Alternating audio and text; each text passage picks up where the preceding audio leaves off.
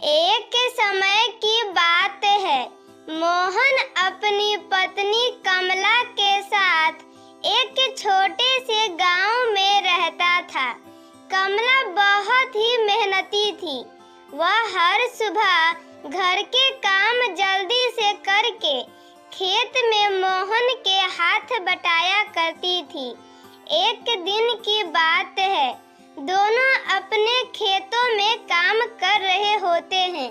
तभी मोहन कमला से कहता है, अरे देखो भाग्यवान, इस बार हमारी भिंडी की खेती कितनी अच्छी हुई है। ये सब तुम्हारे मेहनत का फल है। सच में इस बार हमारी भिंडी की खेती सबसे अच्छी हुई है। मोहन के खेत के ठीक सामने रघु का भी खेत था। वे लोग भी अपने खेतों में बहुत सारे सब्जियां उगाए होते हैं। अरे तनी उधर मोहन के खेत में भी देखो, कितनी हरी भरी मोटी लंबी लंबी भिंडी है।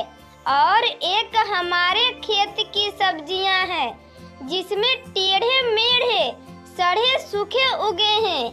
ना पता ये दोनों मिलकर ऐसा क्या करते हैं। फिर रघु टोकरी में भिंडी लेकर बेचने चला जाता है और उधर मोहन भी गांव में भिंडी बेचने निकल जाता है। मोहन की भिंडी बहुत ही अच्छी होती है, इसीलिए उसके सारे भिंडी बिक जाते हैं।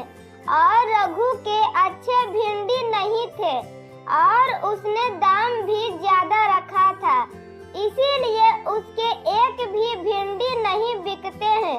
वह सारा भिंडी लेकर घर आ जाता है।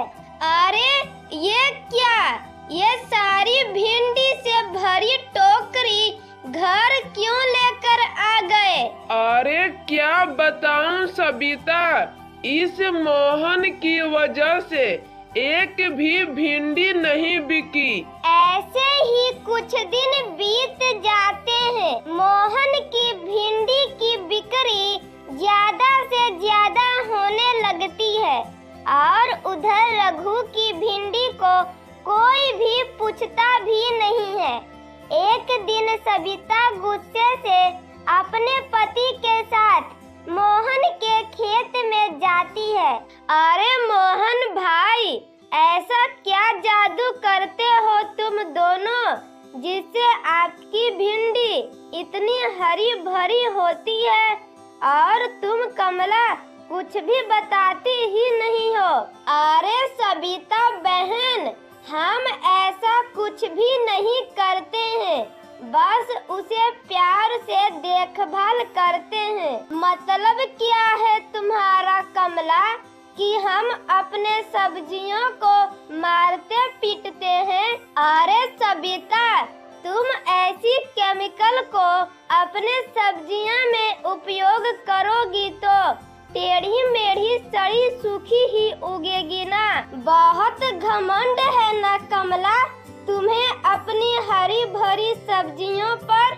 बस मैं ये कहने आई थी कि तुम लोग अपनी सब्जियां गांव में बेचना बंद कर दो, वरना अच्छा नहीं होगा। इतना बोलकर दोनों घर आ जाते हैं। अरे ये कमला कितनी अकड़ रही थी, मुझे ये सबिता को आंख दिखाकर बोल रही थी। मैं इस कमला को छोड़ूंगी नहीं। हम एक काम करते हैं, इस कमला को जान से मार देते हैं और फिर उनकी खेत में आग लगा देंगे। इतना बोलकर दोनों खेत की ओर जाने लगते हैं। खेत में कमला को अकेला देखकर उस पर चाकू से हमला कर देते हैं। बड़ा घमंड था इस कमला को। अब मर यहीं पर अपनी सब्जियों के बीच में। चाकू के वार से कमला वहीं पर मर जाती है।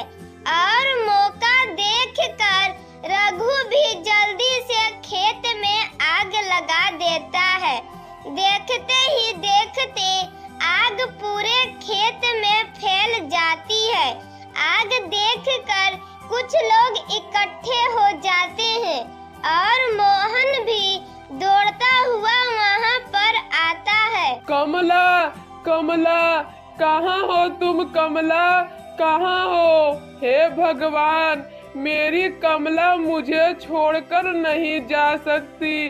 कमला, तुम नहीं मर सकती। कहाँ हो कमला?